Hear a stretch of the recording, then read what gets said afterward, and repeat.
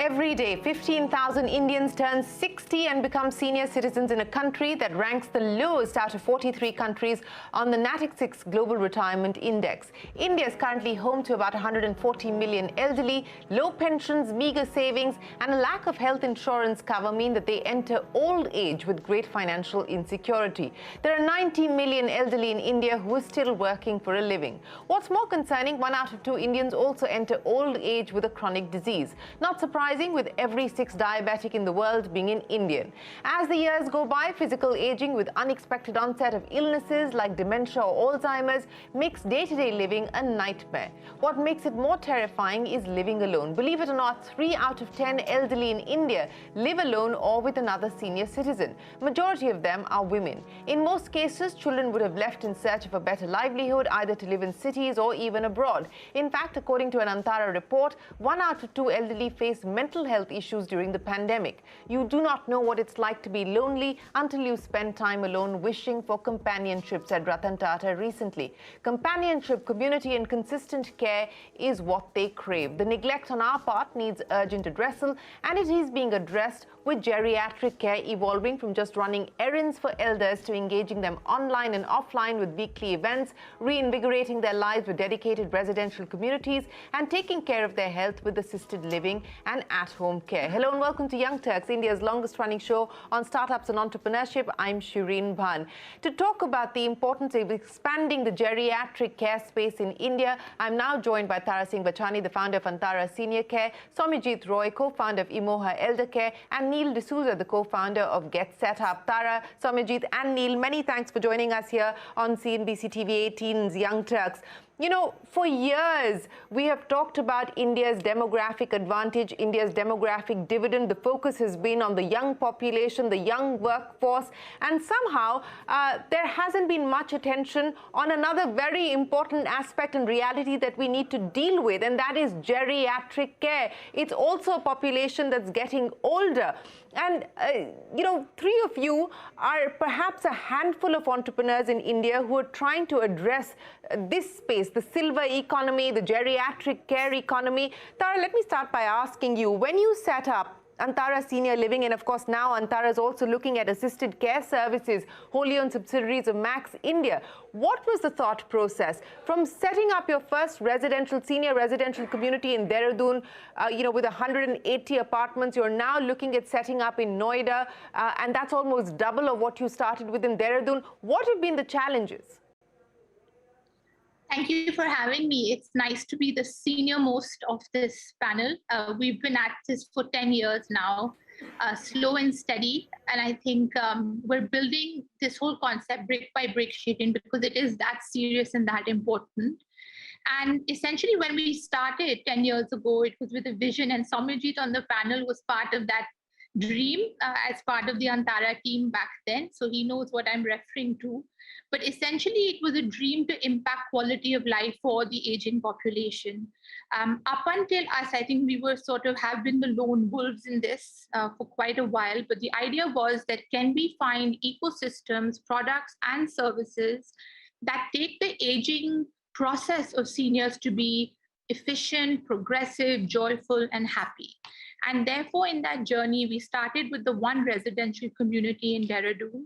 And in 2019, we actually expanded to 3 brand new verticals other than the residences vertical. So not only are we expanding the residences vertical by putting a community in Noida and other parts of NCR and probably other parts of India by next year, but we decided we also had to take from lifestyle all the way up to life care. And the new verticals address essentially that. So there are care homes that deal with pre-op, post-op care, 24/7 medium or short-term care for seniors, home care, as well as medical products. And I think the biggest challenges for us have been 3. 1 was really changing the mindset of both the primary and secondary audience to understand that investing in a quality of life as you get older is mission critical. 2, it's been influencing policy and government to understand and recognize this as a sector. And 3 has been probably the ability for people to pay, because insurance ecosystems are not influencing senior care and senior spends. But we're seeing this shift, and we're seeing the narrative change. So it's very exciting at the moment. Saumyajit, let's talk about your journey and what you're attempting to do and address through Moha Elder Care. I think it's more personal. I think it started with my own mom, my own dad, and seeing the struggles that India's elders face, over the years, and how they're able to manage it from the comfort of their own home. And the word Moha goes into exactly that. If you turn around the word Moha, it's a home, and it's the acceptance that India's elders, unlike a lot that has happened in the world, would want to stay in their own home. 99% of India's elders want to stay in their own home. That's what you want to go when you are not well, or you're in a fancy house in Florida. You would finally want to go back to your own home. So how do we stitch, all the services that you would otherwise get in a beautiful, facility, beautiful, continuing care retirement community worldwide? How can you deconstruct all those things and be able to stream it into your own home is what Moha started to build towards. And therefore, whether it is emergency 24/7 support, where today we've saved more than 350 lives, or it is doing engagement and events using the Moha app, where we've done more than 3,000 programs now. But I think more importantly, Shereen, the thing is about how does this, what seems as a challenge, come out as an opportunity? Because that is really the thing between the work that is being done across all large elder care companies in the country. The opportunity is to look at a 40,000, 50,000 crore market where we can make an impact and a difference in the quality of life, as Tara said. That is really the driving factor. Yes, and that's absolutely, and that's what I want to dig a little deeper into, that, what is that opportunity, and more importantly, what will be the different pieces of that opportunity, because each of you are addressing different segments, different categories, different needs within that large market. In fact, Neil is doing something completely different from what Tara and you are doing, Saumyajit. So let me get Neil into the conversation. Neil, talk to us about GetSetUp and what you're attempting to do. Yeah, thanks, Shereen. So yeah, GetSetUp is, just over 2 years old. And while I was looking at your introductory segment, I'm one of those kids who abandoned my parents in Goa and have moved to the US. And, felt like, how do I take care of them so that they can live happy, healthy, productive lives as they are aging in? And what I realized is, there are two categories, right? There's aging in, where people like my parents who are turning 60, 65 are so-called retired, but they are feeling active. They want to learn, they want to meet new people, they want to follow their passions, because they didn't have that opportunity growing up because of the Indian education system and how we grew up in our society. So I was like, what if we create a platform for them to pursue their hobbies and passion? And if they do that, it will increase their mental enrichment. It will increase their physical health. It will also help them connect with new people, so reduce loneliness.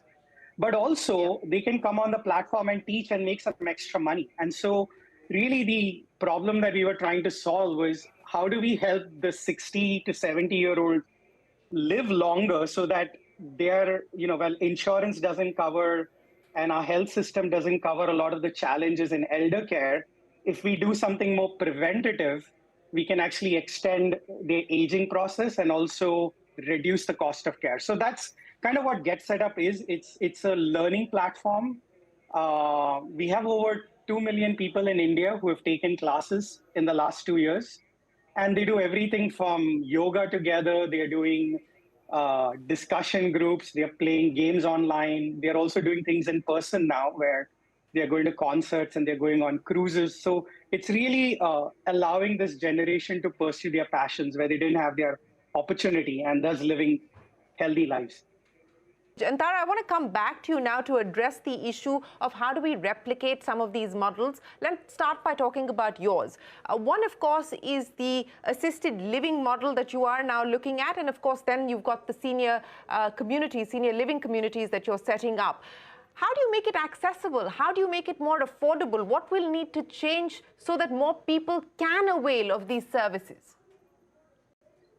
So Shereen, I think first of all, more people like Saumyajit and Neil need to join hands. I mean, I could think of 3 things that Neil and I and Antara and GetSetUp could do together, and that in itself will have to have a multiplier effect. So Neil, please expect a phone call from me after this. The senior living bit, the residences bit, we have been able to scale up by doing joint development models with landowners who understand that there is a premium financially for them if they partner with unique niche boutique concepts like us. And the government's been, supportive in creating policies around building norms and making it easier for us to create communities. Because the fact is that while the world is going digital, and I believe in that as being a huge part of what any industry or category is, the physical proximity of human beings to one another will continue to be the clincher in aging positively and well. And that is why we believe at the fulcrum of everything we do, some level of physical manifestation of spaces and ecosystems have to exist.